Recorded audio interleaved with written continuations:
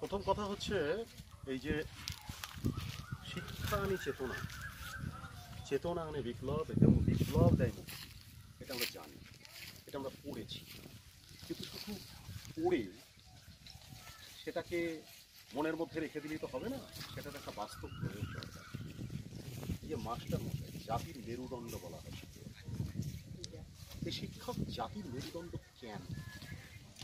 আমি প্রথম যখন এই গল্পটার কথা শুনি তখন আমার মনে হয়েছিল এই যে গল্পটা ঘায়েল দর্শকদের, সেই ঘায়েলের মধ্যে দিয়ে একটা আদর্শ মাস্টারমশাইকে আমরা দেখতে পাচ্ছি। যে মাস্টারমশাই সমস্ত ছাত্রছাত্রী তৈরি করছেন, তার শিক্ষা দান করছেন, কিন্তু শিক্ষাকে শুধু নিলাম, গ্রহণ করলাম, সেটা করলে হবে না, সেটা তো বাস্তব প্রয়োগ দরকার। সেইখানে কিন্তু আমরা কোথাও আটকে যাচ্ছি।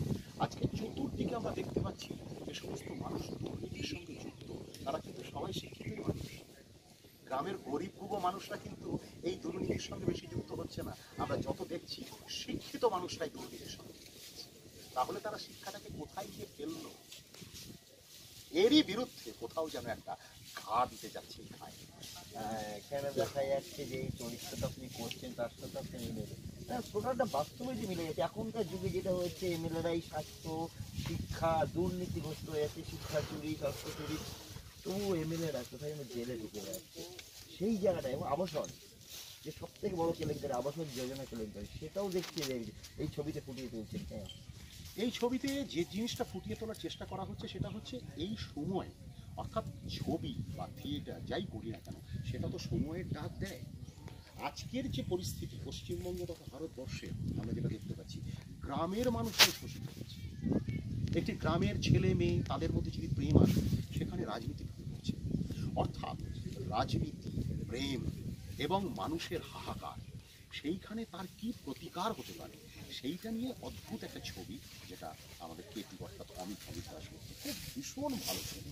ও এত সুন্দর ফ্রেম করছে, আমি সত্যি আমি মনে করে আমি একটু আগে শর্ট দিচ্ছিলাম, আবার ওই শর্টে এখানে খুব সুন্দর লোকেশন, এখানে আমার শুরু করছি।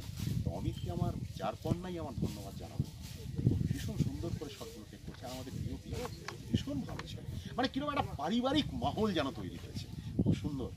আর প্রোডাকশন হয় মানে ঋদ্ধি ইন্টারন্যাশনাল, ঋদ্ধি তো আমার পাশেই আছে, ঋদ্ধি আসে একটু আমার পাশে। ঋদ্ধি ভীষণ ভালো একটি মেয়ে এবং ও খুব কষ্ট করে এই ছবিগুলো নির্মাণ করছে দর্শকদের জন্য। আমি শুধু এইটুকু বলবো যে সত্য যেখানে সুন্দর হয়ে প্রকাশ পায়, সৃষ্টি সেখানে একটা সত্যকে সুন্দরভাবে তুলে ধরে।